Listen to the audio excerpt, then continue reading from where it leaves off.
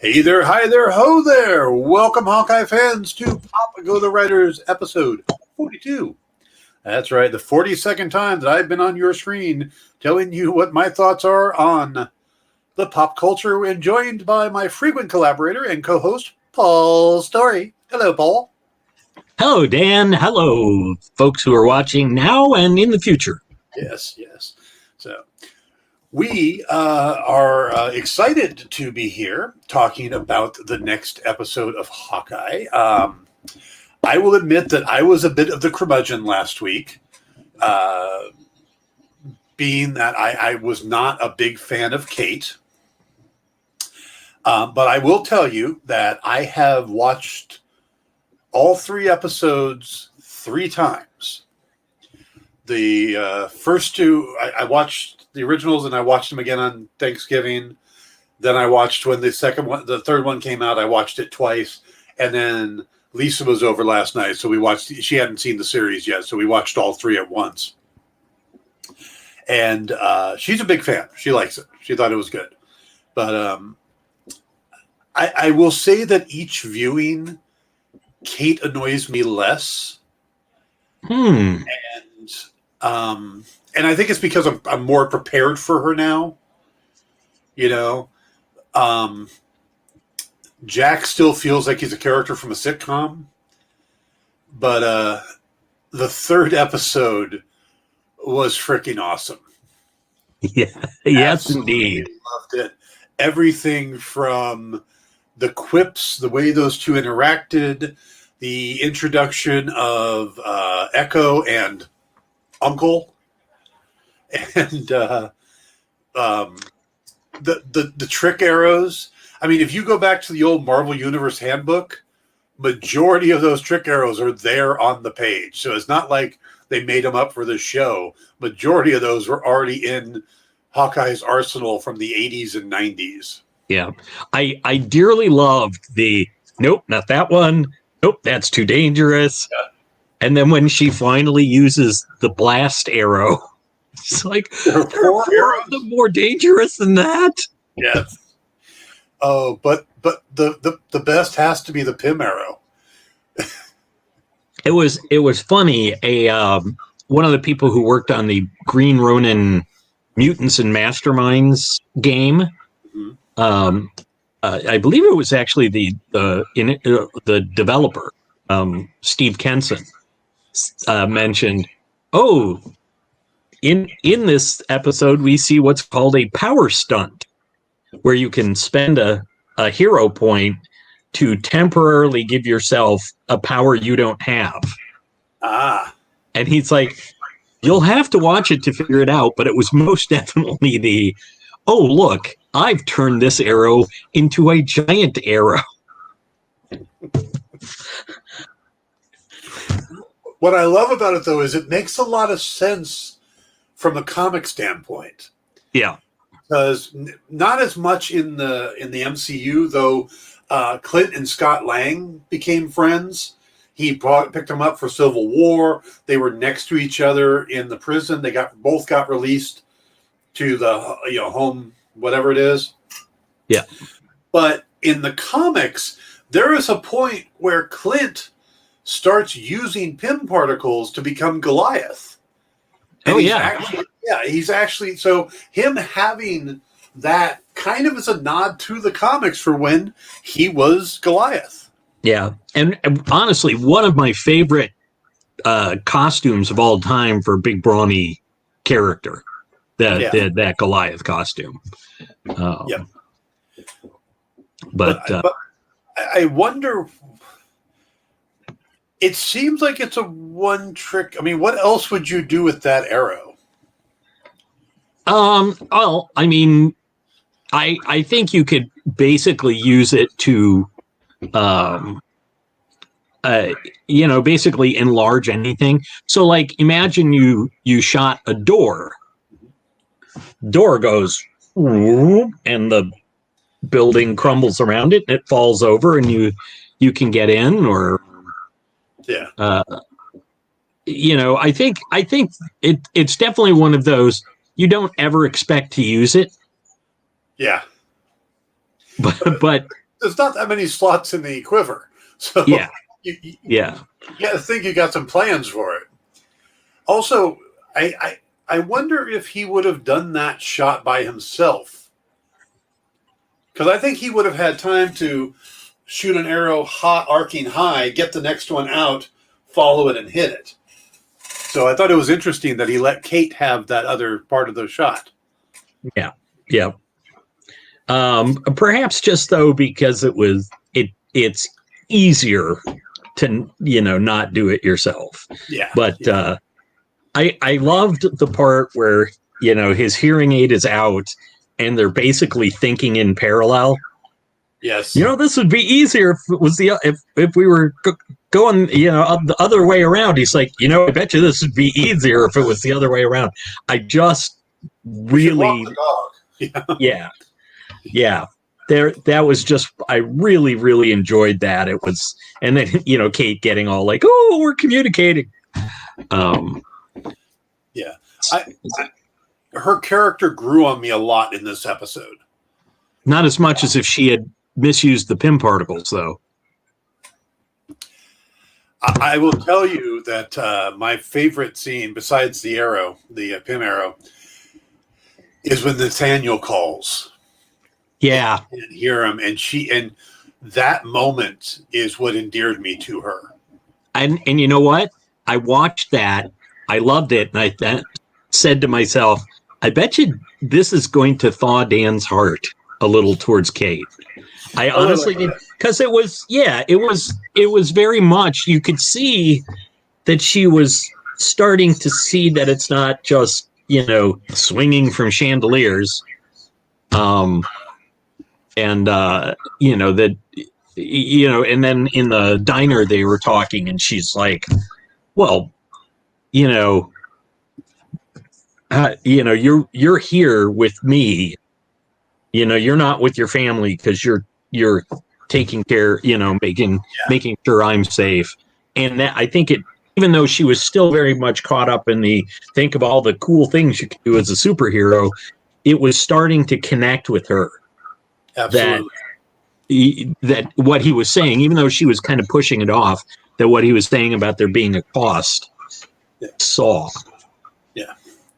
But there is still something about her that upset, or that made me not like her in the episode. Which was? Her rip on Imagine Dragons. Come on. Imagine Dragons are great. I like Imagine Dragons.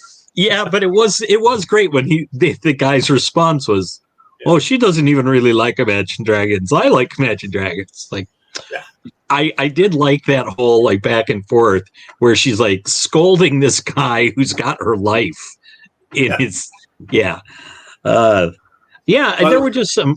I was saying the irony is that Haley Steinfeld is also voicing a character in Arcane, the Netflix series. And Imagine Dragons, not only their music is used in it, but I think they show up as characters even. Yeah. So that's kind of. Is she the purple-haired, or the pinkish? I guess it's the main character. Yeah. Is it just me, or does it seem like they're bringing up dragons a lot suddenly in the MCU? Because there's that conversation of Imagine Dragons, but there's also the conversation with Maya and Little Dragon about real dragons, and then of course Tao Lo, or was it? I think that's it. Yeah. So I think, and we still haven't seen Fin Fang Foom in his swim trunks. Yes. So we should probably break this episode down a little more in actual order. So let's go back to we come into the episode, and the first thing we see is 9-10-year-old Maya Lopez in class, and we learn that she's deaf, and that they can't afford a special school for her. But even though Dad promised, but he wasn't able to. And we learn that she's into martial arts and all this other stuff. That he tells it's a great little scene between her and her father. and they did a little setup for what I think they're substituting. I don't think that she's going to have the Taskmaster-esque power per se, but I think they're just setting it up that because of her upbringing and her dad telling her what you can do is watch. That's how you'll learn. And so she has learned to be very intent and learn quickly, as opposed to just having it be an inherent thing. I think, and I'm partly in agreement with you on this. I think it's not that she's not going to have the power. Mm-hmm. They're not going to talk about it here. This is a much more grounded series. So I don't think they will necessarily give her that power, but they won't negate it either. They'll leave it out there as something unexplained. Yeah, that, she can just, is really good at fighting and stuff like that. Where later on, if they get into a more fantastical series, like even in her own series, where if they bring in a character like Daredevil, then you can, you've got a little bit more of the power side of it. Sure. So that's my thought on that. Is that there's a chance we will get that, but I don't think we'll get that in this series. Yeah. Now, I did not remember. I'm not really deeply familiar with Echo. Did she lose her leg? No. The character in the comics is not an amputee. Okay. Does not have a prosthetic leg. This actress does. Right. So when they found this actress who was born deaf but lost her leg in a car, I believe it was a car accident, is what I heard. That they decided to go with that with the character. They didn't have to, because they could have just not shown her leg, but instead they thought, let's embrace this and go with it. So the little girl does not have a prosthetic leg, and from what I understand, she's actually a cousin or a niece to Alaqua Cox. So those two are actually related. That's why they look. I mean, they really do look alike. Yeah. Although the character, the young actress may not, but the character does. Yes, the character does, but the young actress does not. Yeah. So the prosthetic is CGI. For the little girl. Like oh shoot, what was her name? Charlize Theron in Fury Road. Yes. What was that character's name? Furiosa. I don't know why that wouldn't come to me. What's scary is I haven't seen the movie yet. I keep forgetting to watch that one. I think it's worthwhile. So, a little bonus for our listeners. Movie from 5 years ago is worth seeing. Worth seeing. Go see it. Yeah. So, but yeah, and boy, I know all we heard was a chuckle and saw a hand. Oh my God, Uncle! Yes. But I'm pretty sure I recognize that voice for that little chuckle. Yep. And those hands looked familiar. Yep. And the cufflinks. The fact he had cufflinks on. Yeah. Yeah. I was just like, oh, they are going to go there. I find it fascinating that Echo hates Ronin so much. And in the comics, she actually adopted the identity. Yeah, she was the first Ronin. Oh, right. And then Hawkeye took it over. Hawkeye took it to save her. Actually, took it to rescue her. And he did it because he had come back from the scroll thing, or come back from the dead, and was processing all that. I have some thoughts on that, and it's a good time to bring that up. I'm not convinced that was actually Ronin that killed them. Oh, really? Yes, Kingpin, and if that is Kingpin, he has already in the other series hired someone to dress like someone else. He had Bullseye dress as Daredevil and do things. I could see him hiring someone to take out the Tracksuit Mafia dressed as Ronin so that he wouldn't have to deal with the fallout. or simply to remove her father so that he could be the central figure in her life instead of a secondary. Yeah. But in the comics, they have a falling out. They're partners, but they have a falling out. So I could see that because in the comics, that's how it works out. And he tells him it's Daredevil. He tells her it was Daredevil that killed him when it was actually Fisk that ordered it. It wasn't Daredevil at all. Ah. So I could see him hiring somebody to pretend to be Ronin. And then as I thought about that, I thought, well, Bullseye would be an excellent choice. And they do have an actor to play Bullseye from the series if they want to pull him over. But someone else who might have done it would be Jack DeCade. Yeah. Good with a sword, and then that would be why he would be so infatuated with the Ronin sword, because that's the real one where he used a fake. So that's just some of my wild-ass theories, but I really do think that it wasn't Ronin. It wasn't Hawkeye or Clint in the Ronin suit, because that changes the character's trajectory so much. You know, the fact that she's getting her own series, and in the comics she went from being a bad guy to being a good guy when she found out the thing about Fisk and Daredevil, so I think there needs to be that betrayal for her to shift. Mm-hmm. And it doesn't.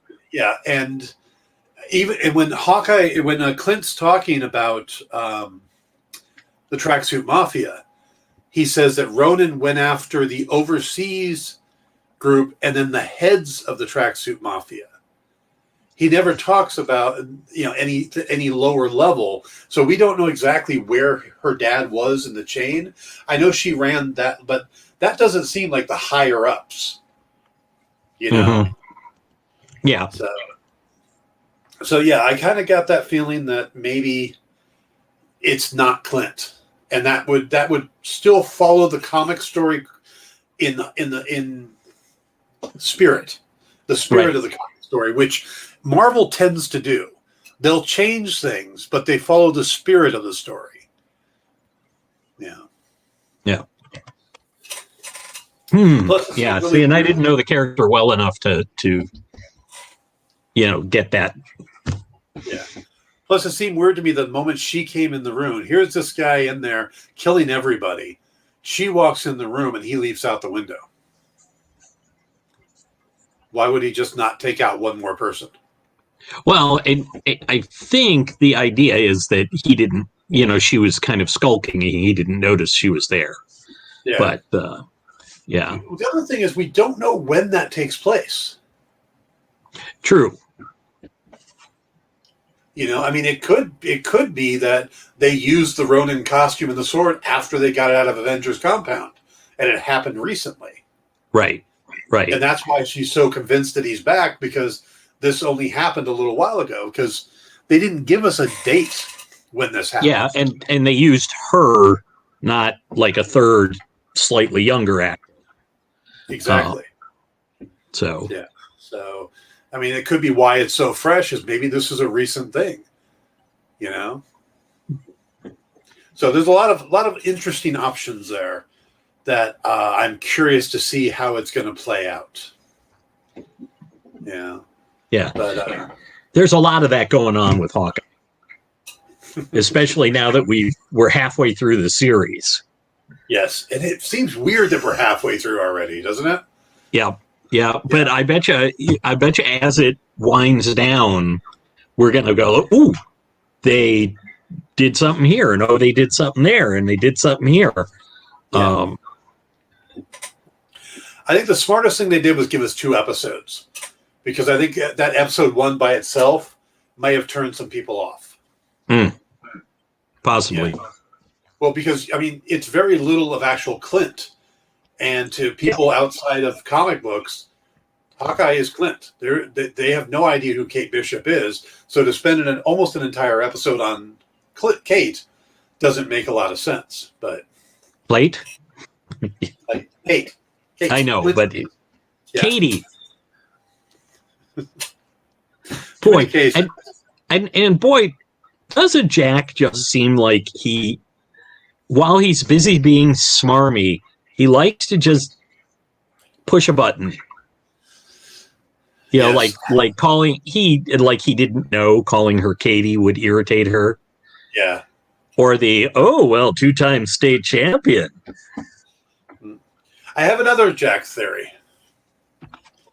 That Jack is actually a former S.H.I.E.L.D. agent. I remember you mentioned this. Yeah. Okay, I brought that up last week. Yeah. Sort of like that relation, that there was a similar relationship with Clint and Jack as S.H.I.E.L.D. agents to Swordsman days. Yeah. Yeah. Because I noticed that when they bring that up, the next scene could be, hello, Clint, and I mean, that could be the opening of next week. Yeah. So they can still do that. I just thought it was interesting. And that they're giving the moment between the two of them alone. Yeah. Kate's not in the room right now. Eleanor's not in the room right now. So there is that moment they can have and then go back into character. Because if that's the case, then Jack might be there trying to move his way up to get the on whatever Eleanor's thing is, whatever she's doing, and she is definitely sus. She is suspect. Oh yeah. But I know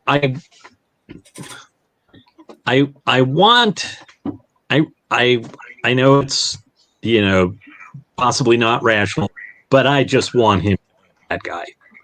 I don't want him to be a S.H.I.E.L.D. agent. But that's just what I want.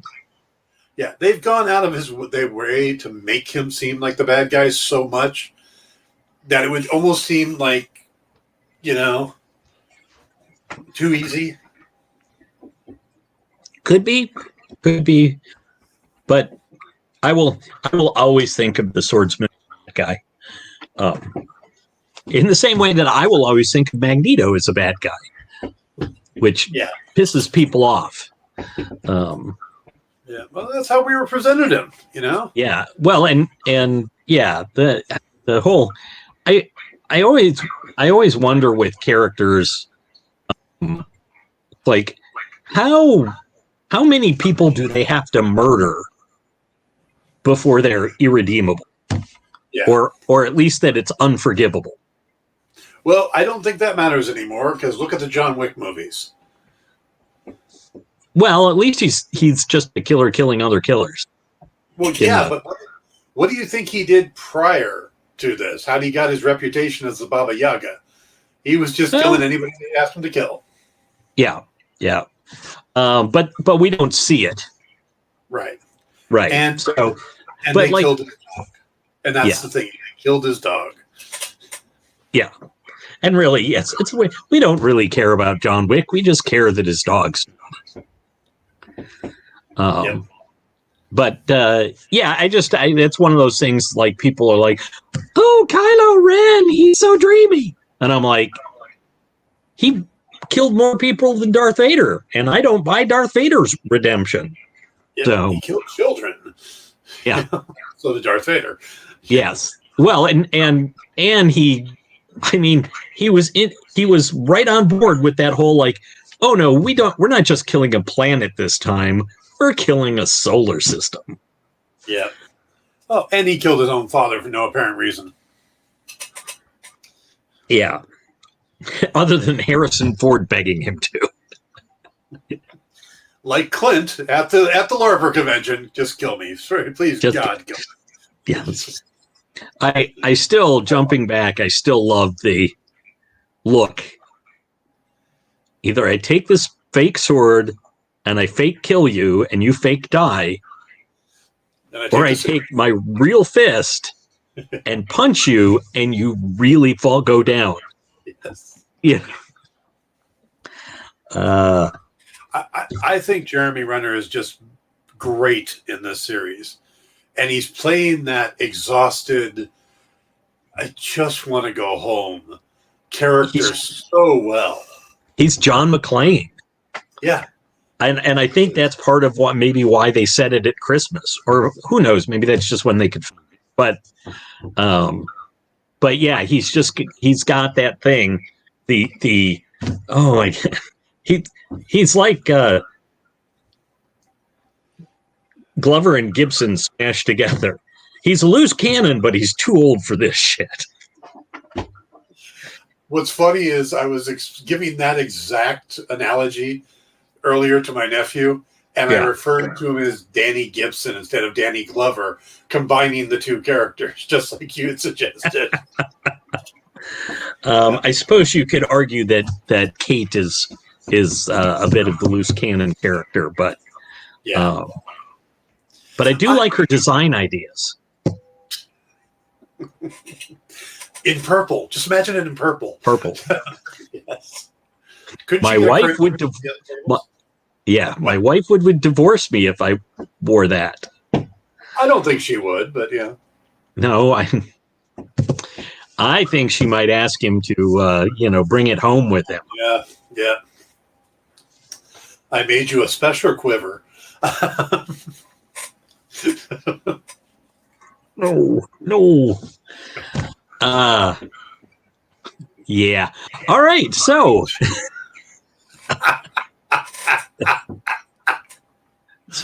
I'm waiting, by the way, for I don't think Lucky has been named Lucky yet. So I'm waiting for Pizza Dog to maybe come to Clint's rescue, because he's wandering around the apartment somewhere.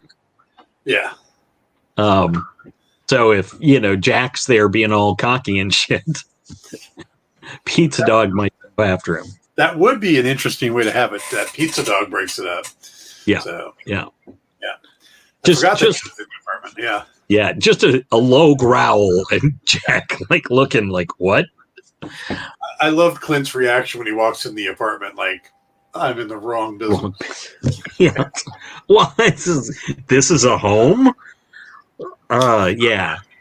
Just that, like, what the? You know what frustrates me a lot? Yeah. Is that Kate's communication sucks, because she never actually says the full amount of information. Yeah. And he offered me a butterscotch.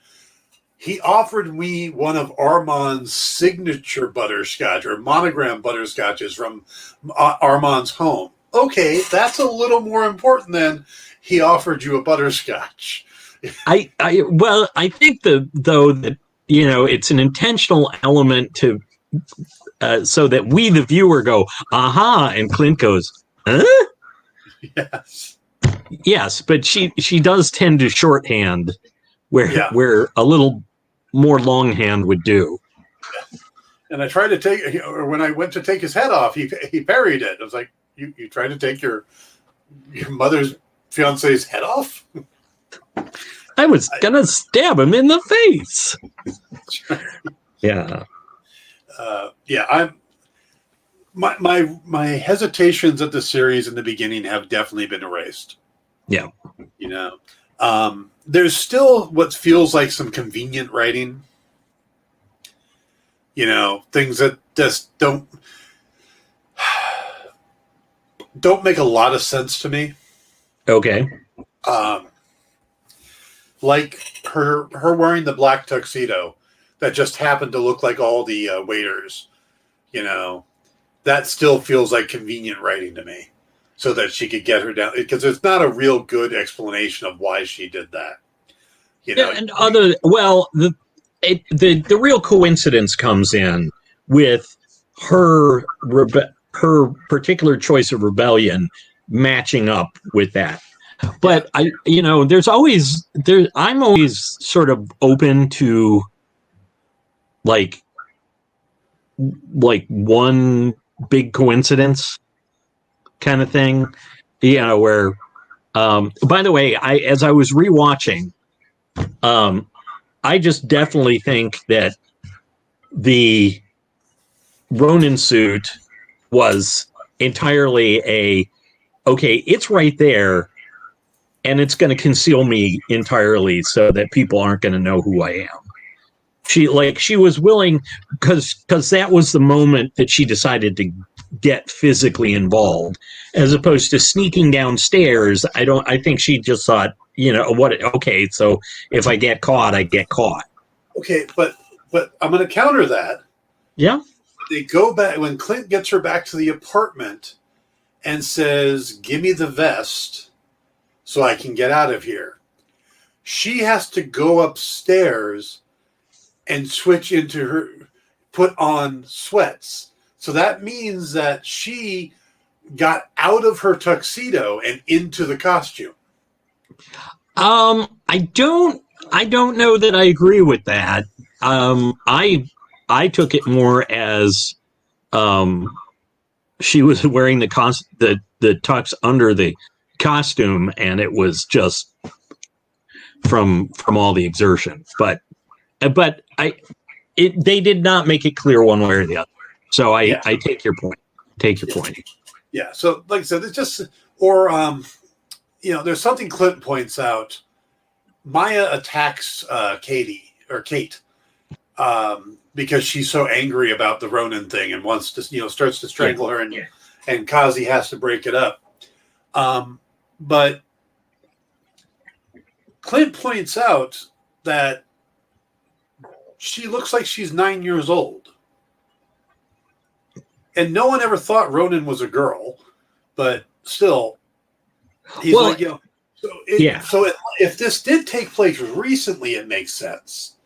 If her father died within the last 6 months or the last year, but if he died, during even a few years ago, a few years ago, it wouldn't make any sense for it to be Kate.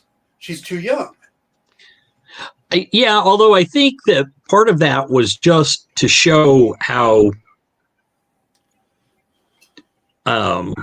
wrapped up in the emotion echoing. That, she could have worked that out, except she was just seeing red. And so she wasn't thinking it through or anything. I did love the I did love the bit about he's dead. Well, who took him out? The Black Widow. Well, that's convenient. How would you know? I was there. Yep. And it was just like kind of bits and pieces. It's like stick close to the truth. It's Ben Kenobi line. Yeah. Darth Vader killed your father. Well, sort of. In an odd way. Yeah. Mostly I dunked your... What happened to my father? He was dunked in lava by his mentor. Yes. Who was his mentor? Wait, didn't you say you were his mentor? No, I said it was his friend. Yes, Qui-Gon Jinn was his original mentor. But who wouldn't trust Alec Guinness when he tells you something? Yes, well, fair enough. Yes. Lies like a mother, but Alec Guinness, no. Yeah. I did think it was interesting. We're getting the stuff with Kazi, ribs and drab. Like, we're not really,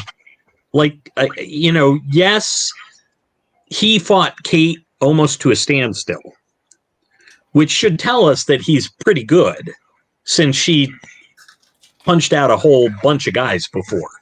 Yeah. But it's sort of like,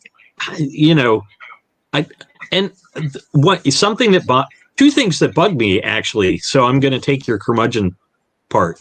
One, how did they know Kazi's last name? I was thinking that too. Well, he said he knew it was Kazi. Yeah. Clint knew it was Kazi because he's the one that pointed out Kazi's name.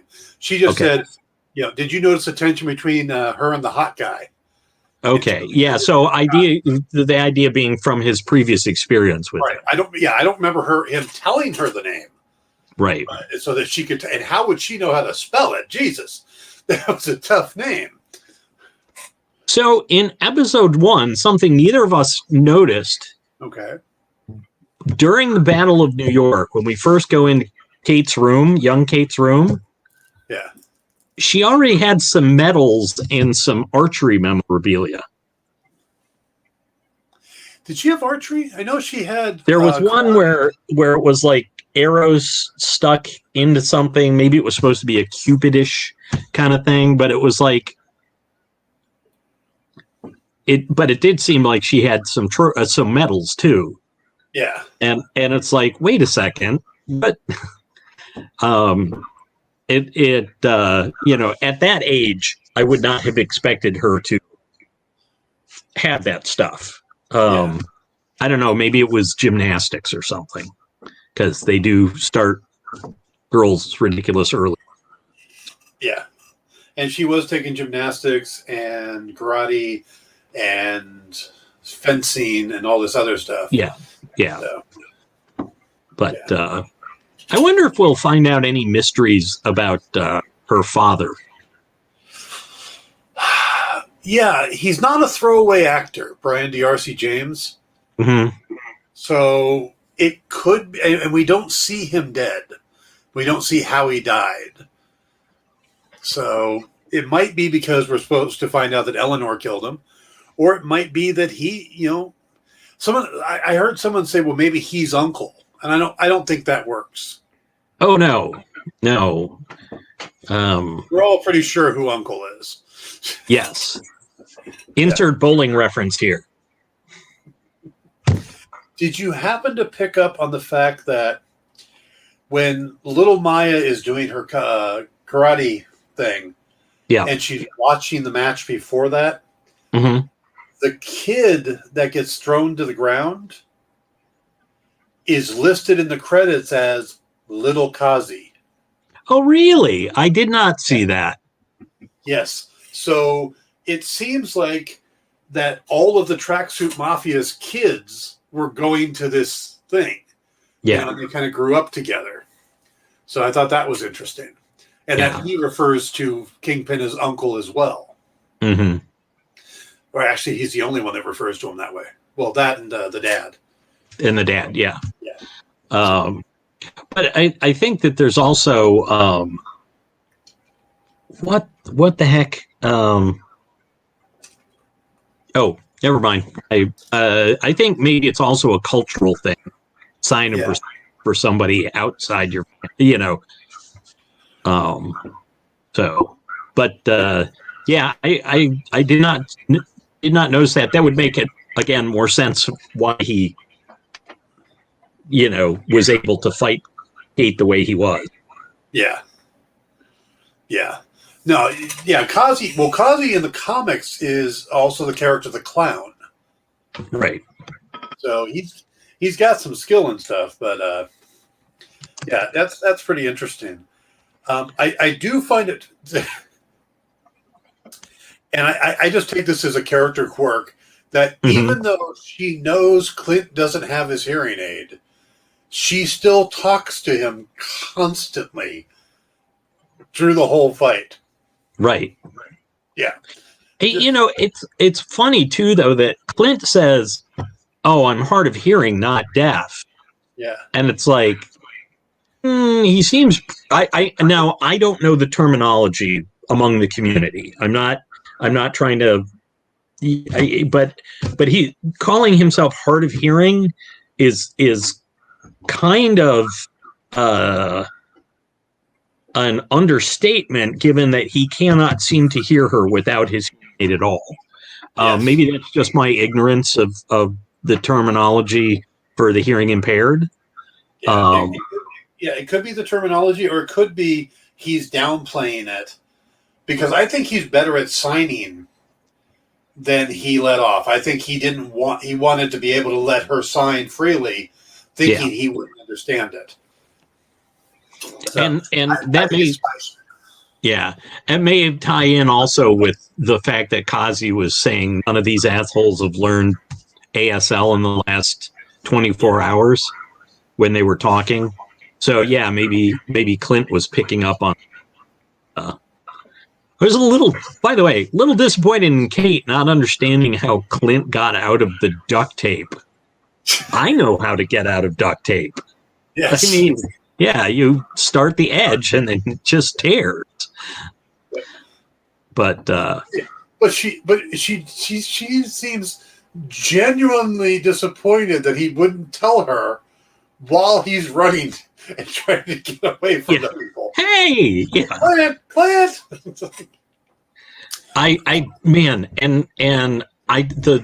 The warehouse fight scene just takes things up. That's where you see. I think we talked about this sometime this week. Was it that we discussed the warehouse scene, or maybe not?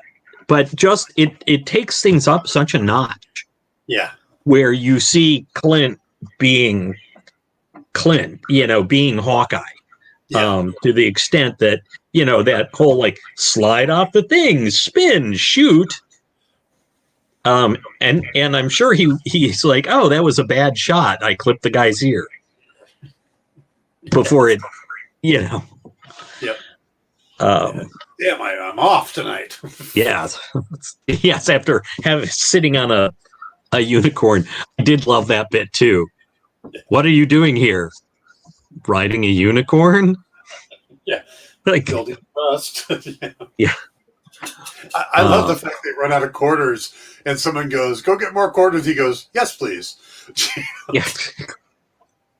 It's right up there with guys I can see through the hood. From the that still cracks me up. I watched them all again today. So I'm one showing behind you, but I watched them all again today. And I was just like, that moment as he's just like, This is a question. This is a good question for you. Okay. The tracksuit mafia, while entertaining, don't seem to really be serious, or at least a serious threat. And Hawkeye, through all of this, it doesn't feel like there's any real sense of danger. The only real impetus to move this along is him to get home for Christmas. So does it feel like there's any real stakes at this other than missing Christmas? Except that, although Clint doesn't know it, Echo was all about like, hey, check up on Clint Barton. Yeah. But I think the thing is that as much as the tracksuit mafia, it does not seem all that impressive. He does strike me as impressed by the guy in charge. Yes, he does. And he talks about how that guy will stop at nothing. And I think what his perspective is that if he doesn't settle this now, if it gets the guy in charge is going to go after Kate or make use of the Ronin equipment in an awful way. Yeah. And it being Wilson Fisk makes sense at that point. Oh, yeah. Yeah. Yeah. Because he's a definite threat. But it just, the way Hawkeye really does, or Clint really at the end of... Go ahead. Oh, I was going to say, and we did learn at the end of Daredevil, well, actually at the end of Daredevil season 2, the world learned that Wilson Fisk was not just a ruthless businessman. Yeah, yeah. No, I think it just seems that Hawkeye, it comes across like we'd be done already if it wasn't for Kate. Hawkeye's got this under, and so far Kate is the one that keeps screwing things up. And so again, it doesn't feel like there's a lot of high stakes going on. And I can see that there's that next level that they could get to.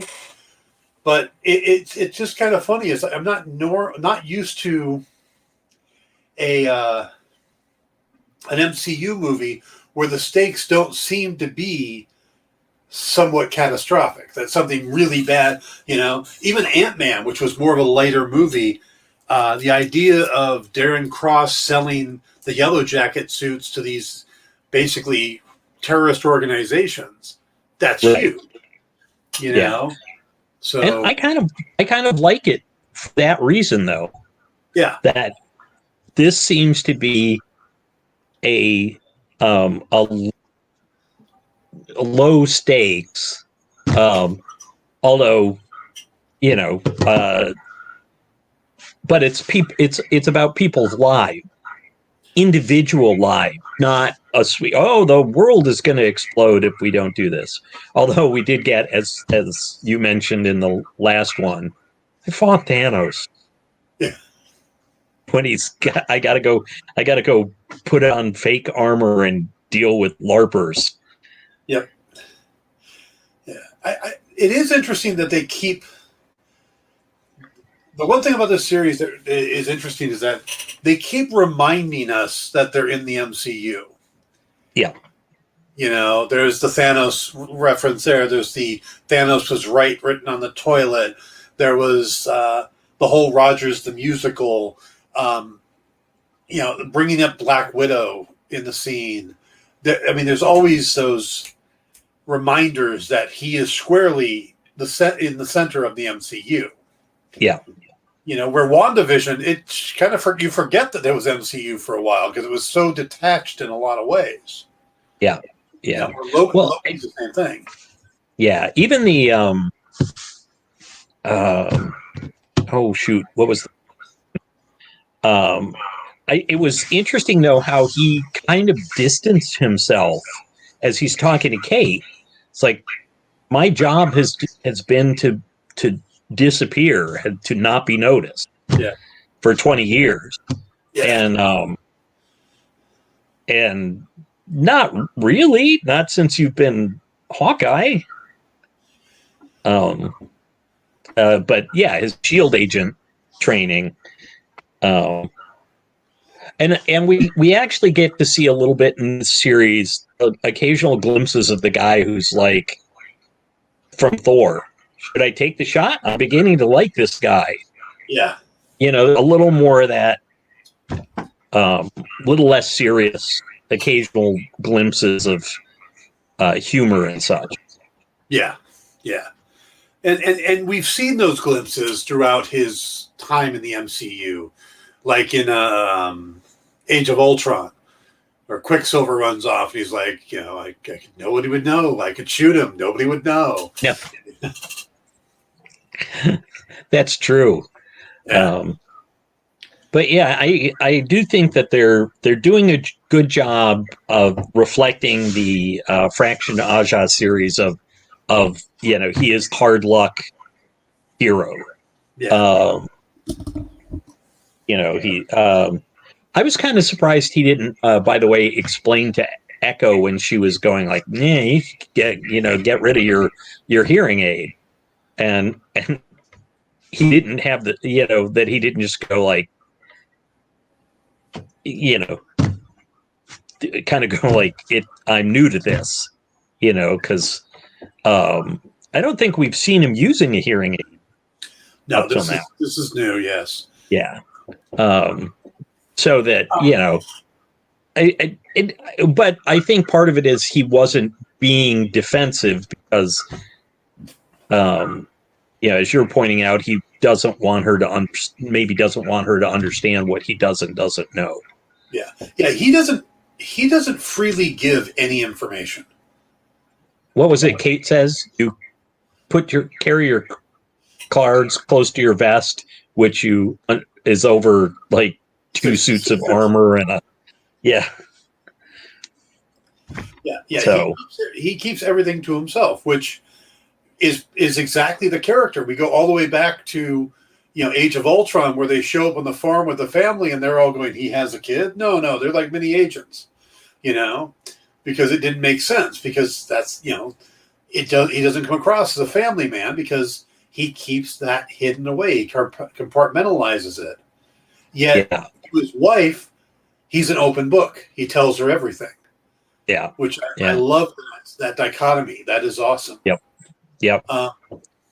I saw an interview with the head writer, the showrunner, Jonathan Igla, who the first thing I thought was interesting was how he got the job. They had announced in 2019 that there was going to be a Hawkeye series, and he immediately got a hold of his rep and said, "Okay, I want to, get me in there. I want to talk to him. I want this one. And he was hoping that it wasn't one of those situations where they announce it, but they've already got it fully staffed up. They just, it's already been in production 6 months, and it wasn't. They were really just getting rolling on it. And he told his agent, he said, or his rep, he said, by the way, when you talk to them, tell them I'm an archer. And he said, now, control expectations. Don't tell them I'm a good archer, but I am an archer. And so when he met both with Trina Tran and with Kevin Feige, the first question out of both of their mouths was, so you're an archer. And then he talked about his take on Hawkeye. And I really think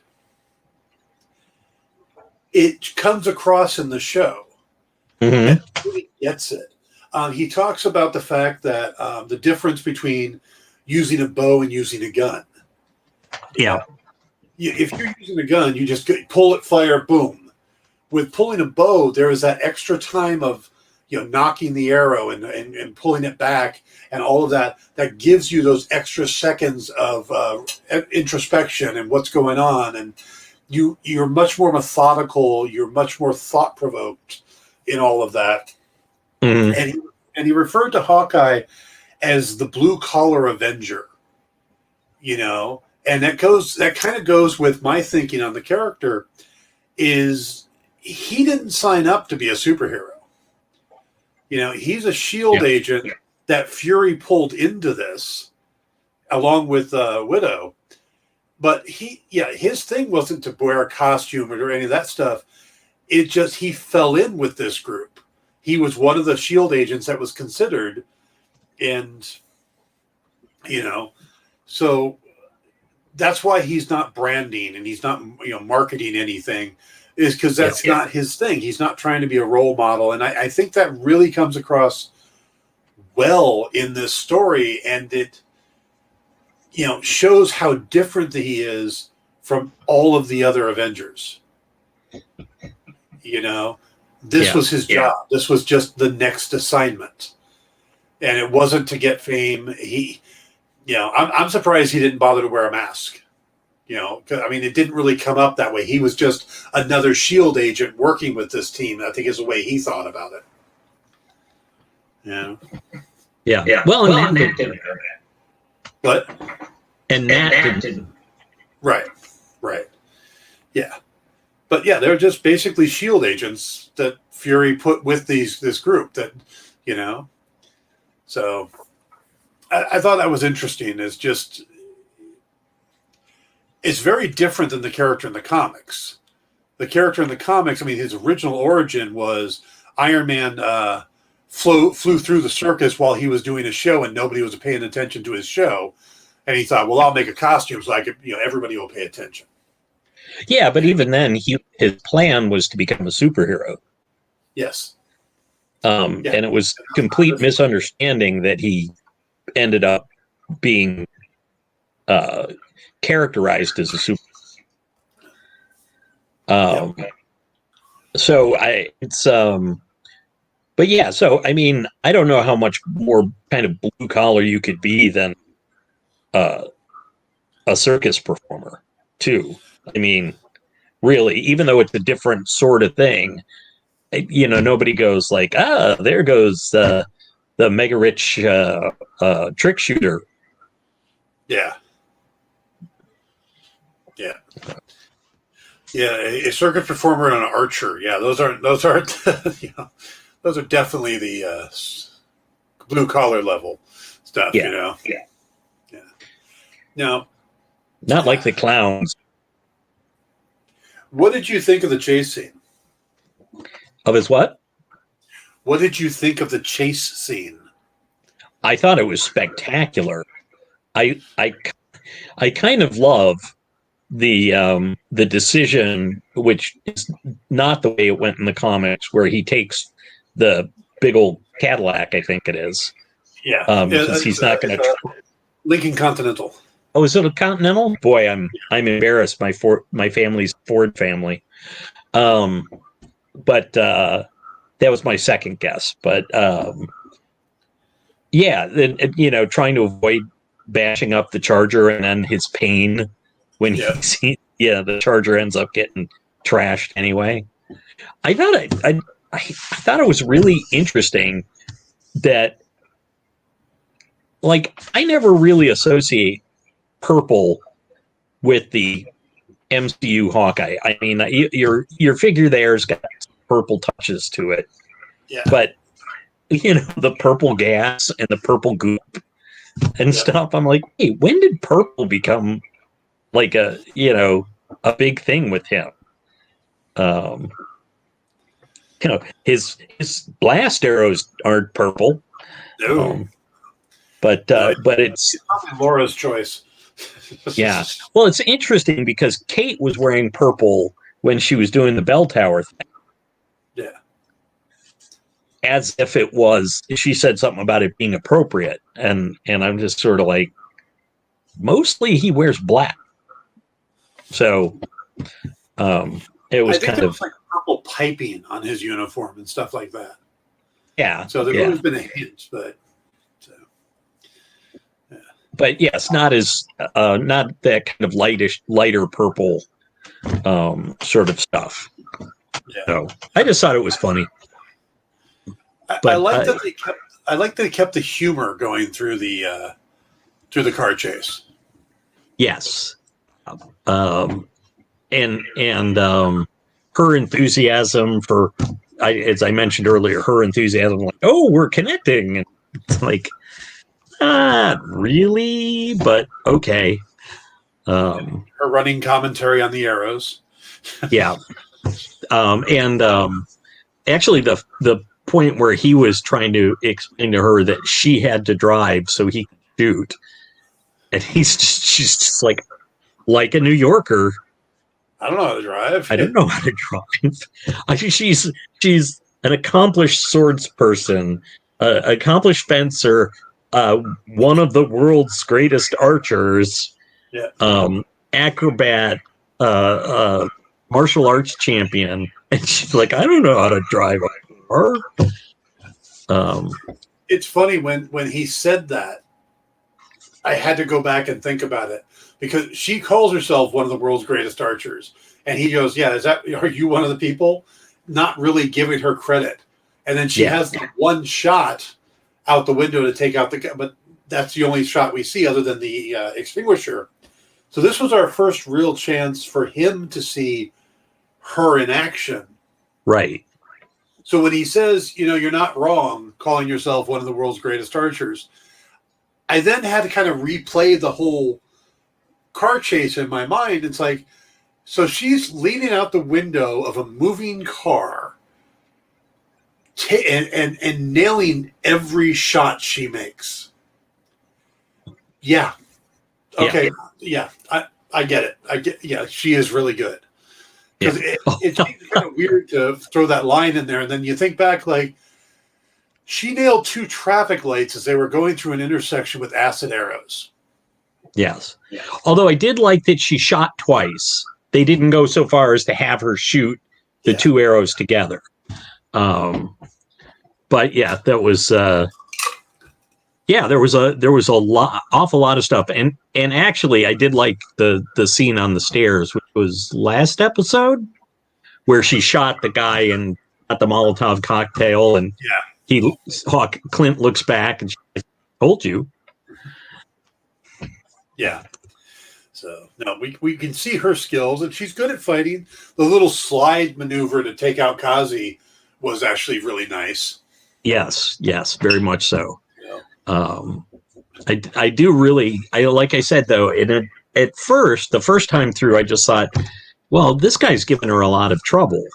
But now, as of course you mentioned that he was one of the kids. Yeah.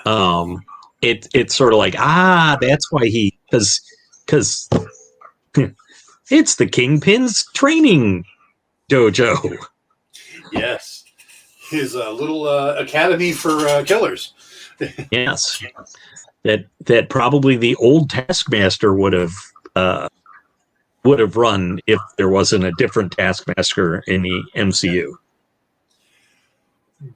Okay, so what if you had to put odds on it? What do you think of the odds are that it's going to be Vincent D'Onofrio as the Kingpin at the end, by the end of this? That uncle is Wilson Fisk. 95%. I really, I know it was only a laugh in his hands, but Yeah. I'm convinced. Yeah. How about you? What percentage do you put on? At least 90. I'm up there with it as well. Yeah. I couldn't see them doing that big a bait and switch. And then also I went back, I rewound last night when I was watching with Lisa, when they were walking through the park together, walking the dog. I stopped and rewound it when he specifically says that refers to the male gender, the head of the mafia. Because there was talk that maybe Eleanor was actually Madame Mask, and that maybe she was running the tracksuit mafia. And so when they said he, that makes more sense to me. And there aren't that many characters that fit with Echo and stuff. So Madame Mask has been a big Kate Bishop enemy. So it would make sense. And having it be her mom would be really twisted. But that makes sense in the comics. Wilson Fisk makes a lot of sense with Echo. Yeah. And like you said, if they then do the... Yeah, there aren't that many other characters that fit story-wise, that it would have any form of actual dramatic impact. They could make it anybody. They could make it, it's Hammerhead, it's Silvermane. I mean, there's plenty of people they could make it, but not that really affect the stories that they're trying to tell. Right. And as you say, the emotional impact, if she finds out that, as you say, that Kingpin was behind her father's death rather than Hawkeye. I wonder if we're going to see Yelena. Yes.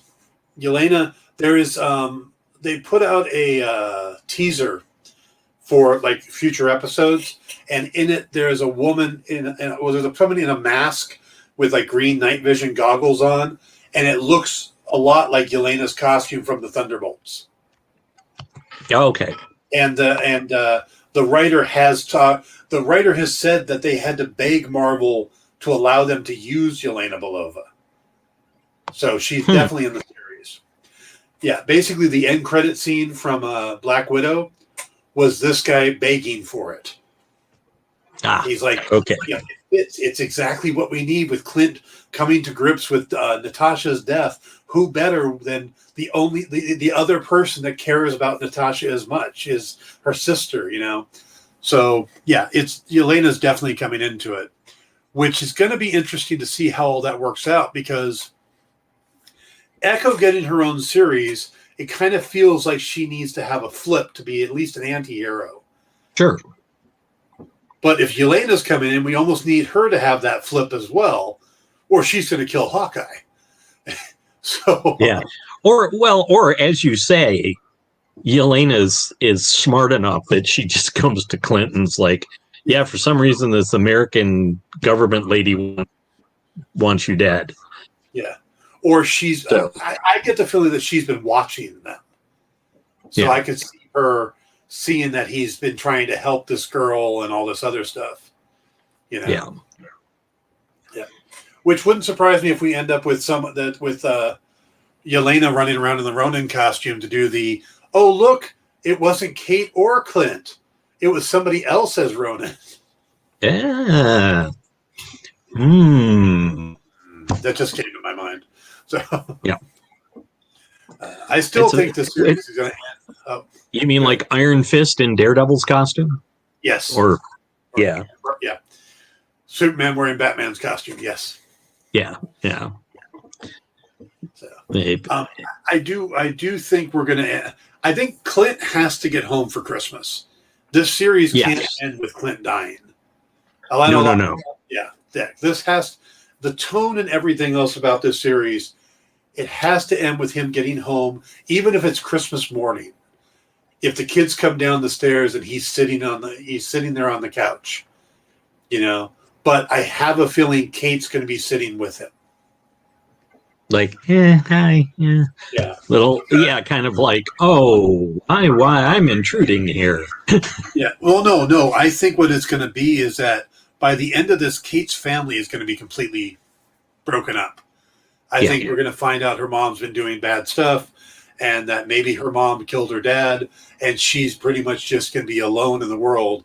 And Clint's just going to go, no, you're coming home with me. Yeah. You're coming to my family. Yeah. Do you think, by the way, that Eleanor used one of Jack's swords on Armand? Yes. Because you're really strongly tied in on this whole swordsman's not entirely a bad guy thing. Yeah, no, I think she used one of the swords so that if it does come down, it'll get blamed on Jack. I think the marriage is a power play. Mm-hmm. Yeah, I think she is just a conniving woman. Yep. Well, that whole thing where she keeps on, she did it twice, but still, after, almost 10 years, she's still doing the, you were born to privilege, I wasn't thing. Yeah. First to her husband, then to Kate. And she wasn't entirely wrong. But there's just some element of like she's the way she keeps on doing this. It seems like she's got ulterior motives. Yeah. So now, I thought this in the first. Another reason I think it's definitely Kingpin is the way they introduced Echo in the end of the second episode. Okay. In that very red lit room. Yeah. We were supposed to get that Daredevil feeling. Daredevil's fingerprints seem to be all over this series. You just get that feeling like, yes, we're in New York. This is Daredevil's area. Some of this takes place in Hell's Kitchen. This is Daredevil's area. So, he's just kind of haunting the background. He's like right behind Clint through the whole thing. Yeah. I definitely think that you were supposed to get a very sinister feel with that scene and the red light and everything. So I don't know who the huge actor is, but I've seen him in other stuff, and I always enjoy his performances. And I can't remember the character's name, but like the really big guy in the Tracksuit Mafia. Ivan, exactly. The one to get hit, but not that Ivan. Yeah. You really don't want to see what this hero does.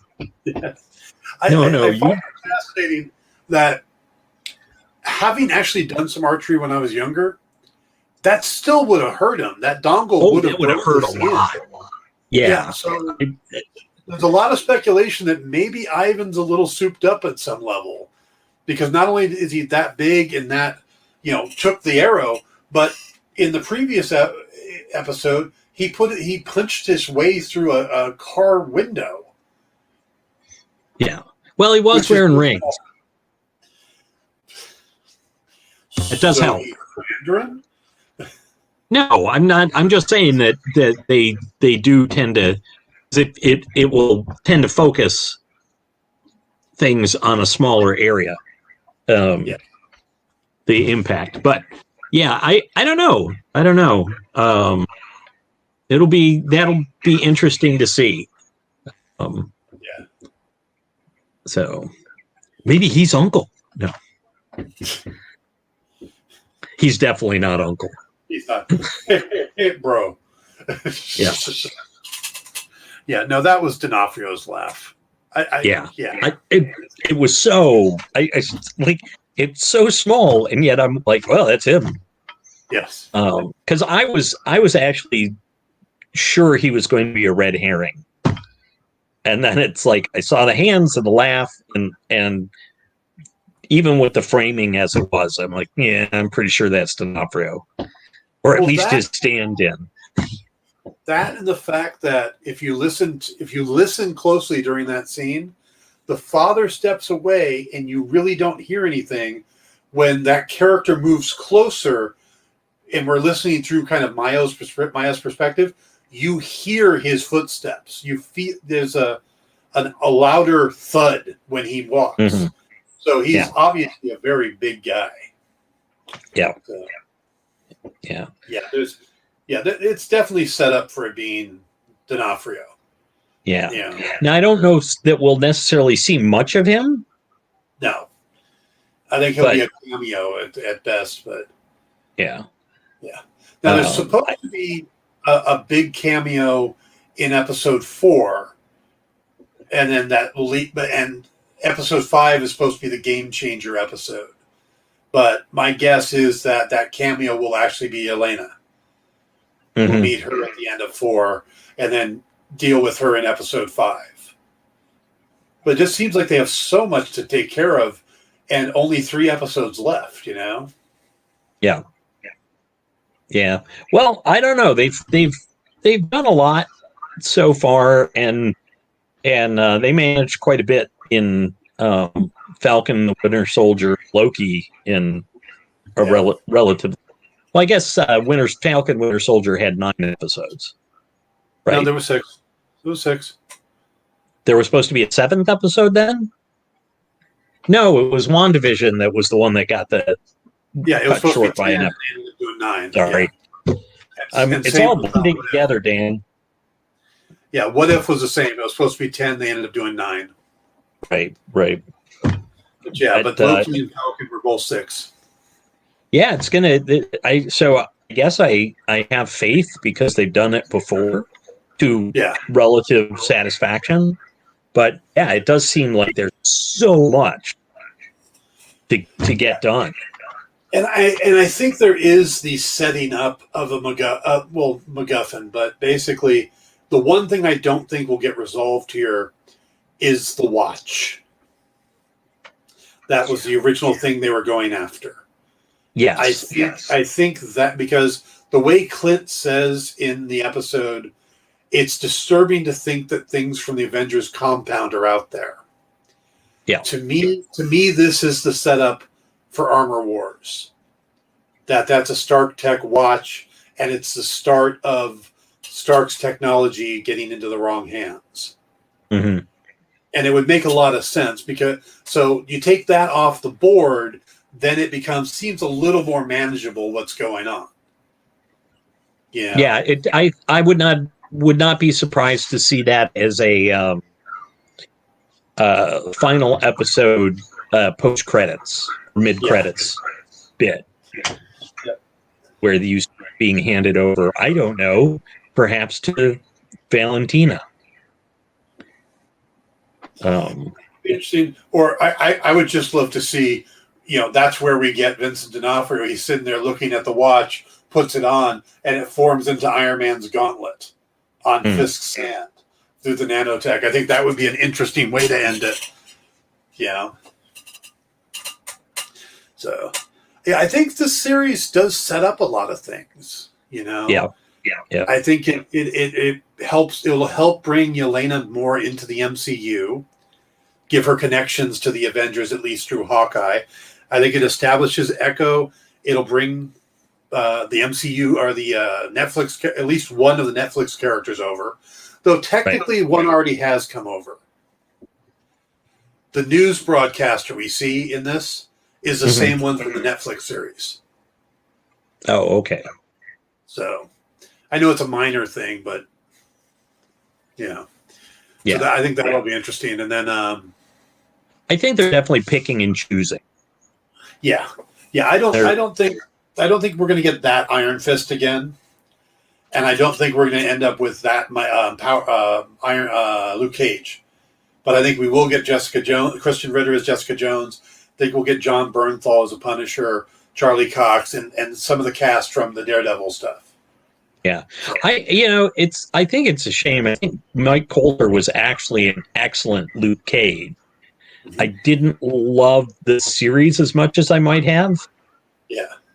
Especially where they ended it. But I thought Coulter did a really good job with it. I liked Coulter. I loved the episode that it was Coulter and Finn together on Luke Cage. When it was, that I thought was really well done and had a better Heroes for Hire vibe to it than any of the other stuff did. But I think the other problem is that if you bring in Luke Cage, you're kind of if you bring in Mike Coulter, you're kind of bringing that series in too. And you've got two different characters from that series who are already or coming into the MCU. Mm-hmm. You've got Mahershala Ali coming in as Blade, where he played Cottonmouth, and then Alfre Woodard, who played Black Mamba in the series, has already been in the MCU and won the event in the as Guilt Mom. Yeah, as Guilt Mom. Yes, Guilt Mom. Good answer. So yeah, it'll be interesting to see. But yeah, I think they're just kind of cherry picking. Yeah, they're willing to take whatever they think works. And I always go back to something Kevin Feige said when he was talking about the Netflix series. Those are the actors he specifically pointed out as having been exceptional. Charlie Cox, Vincent D'Onofrio, John Bernthal, Kristen Ritter. Those are the four specific names he said.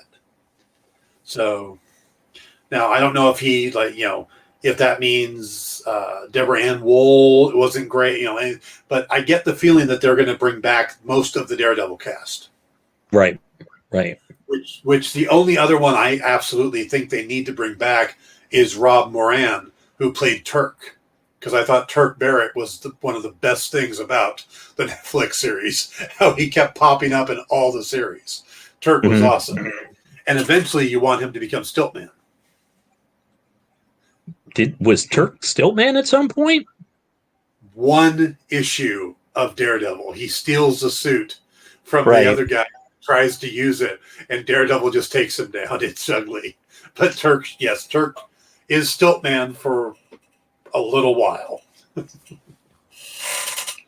It's sad or weird or something, but I would dearly love to.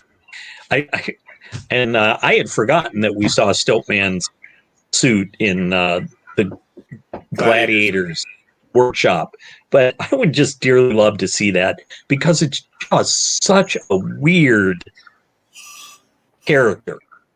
Yep. Daredevil's villains are horrible before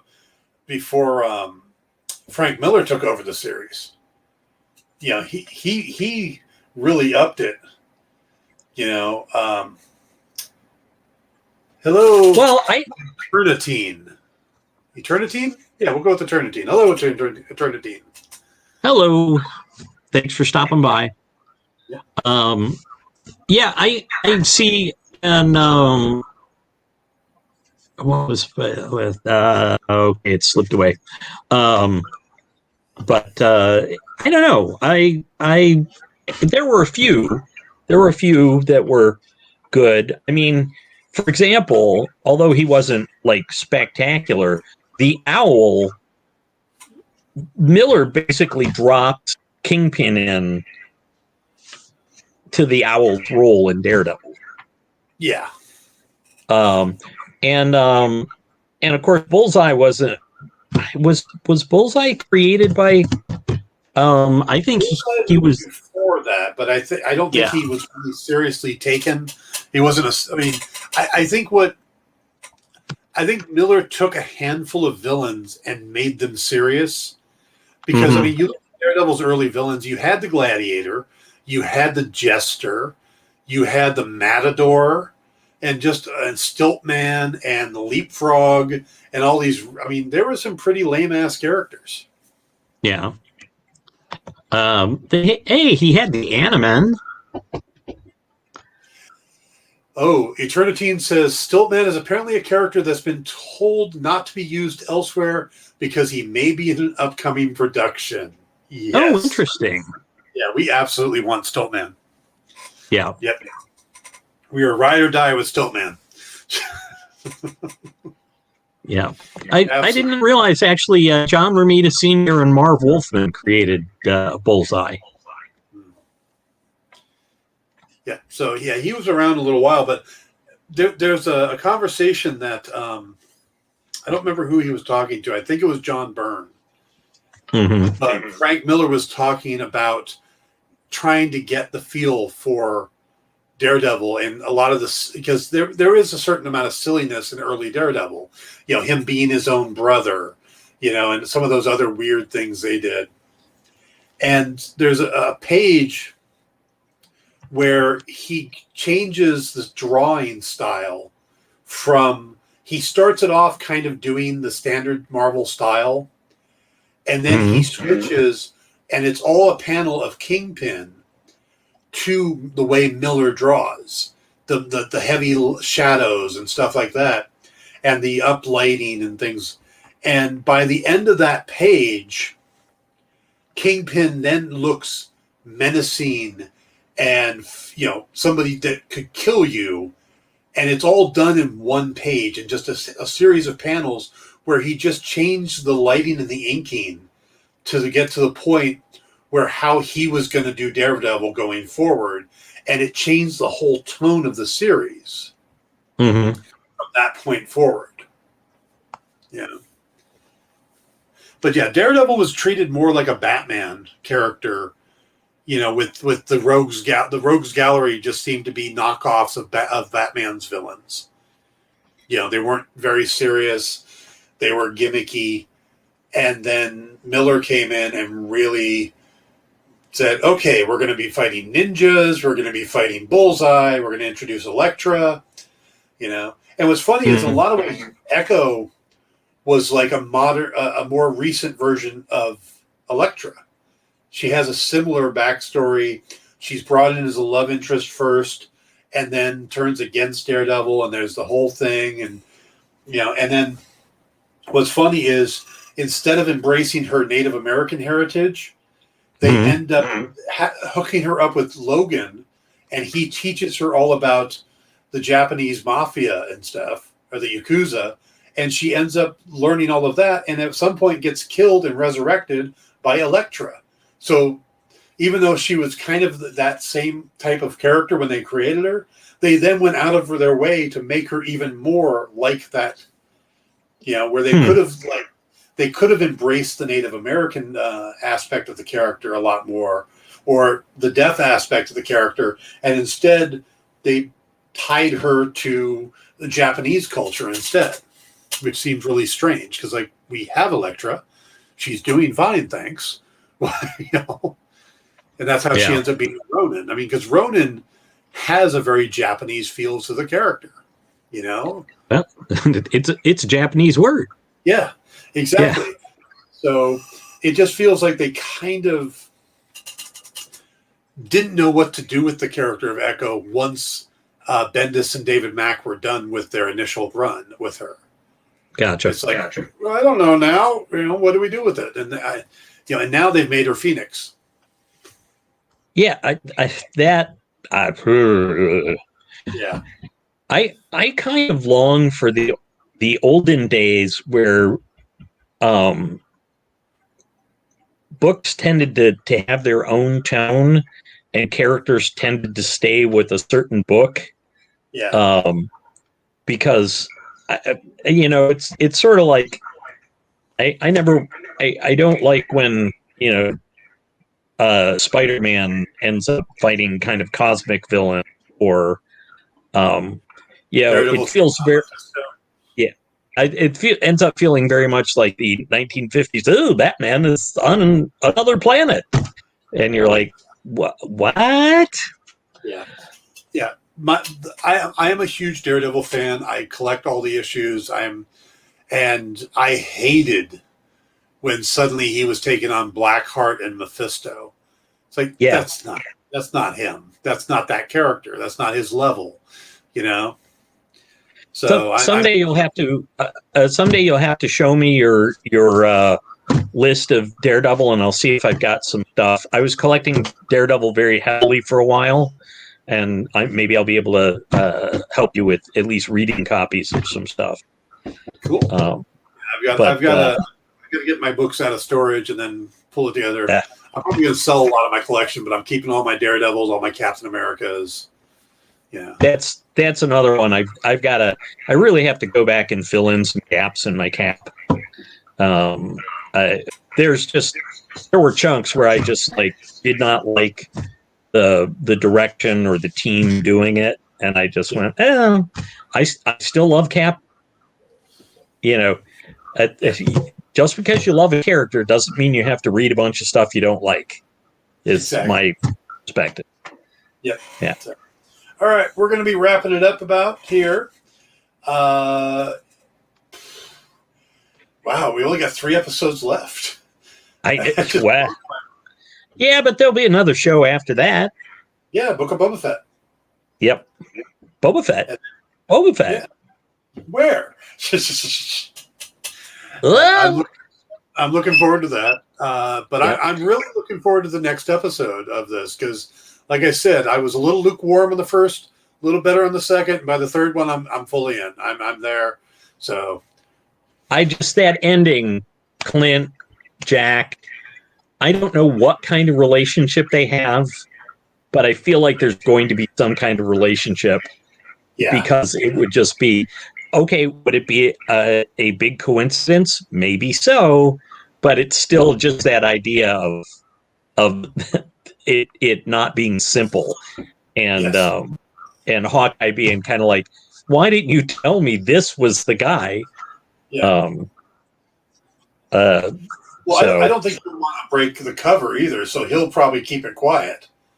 Well, you're assuming there's a cover to be broken. Yeah. Well, you know, when S.H.I.E.L.D. fell apart and they all went different ways, he doesn't know where Jack went. Jack might be CIA now, something else, you know. Yeah. Or he could be an assassin for hire. Yep. Wearing a Ronin suit and killing the Tracksuit Mafia. Yeah. So that's the answer if you want to keep it self-contained. Yeah. Oh, I think he's just a crazy sword aficionado who wants that stuff. But it's possible he's the guy that taught Clint some of his weapons expertise. Or at least they were in it could be that they were in S.H.I.E.L.D. together, and maybe Jack was another option that Fury looked at to go with the Avengers, and he didn't. Eternity thinks that Jack is uncle. I'm not getting that vibe. I still think it's Wilson Fisk, but yeah, anything. We're both fairly convinced, but I do. Dan has expressed that he thinks that they might have been in S.H.I.E.L.D. together, Clint and Jack. I still want him to be a supervillain, but I'm definitely leaning towards Uncle being Wilson Fisk. There's been too many clues, and I don't think that they're going to pull that rug out from under us. But we'll see. We'll see. Yeah. All right. That's going to wrap it up. Hope everybody have a great week. Paul, have a good week. We will see you next time. Yeah. Holy smokes. With another episode of Hawkeye next week. So, all right. Have a good night, everybody. Take care. Be ready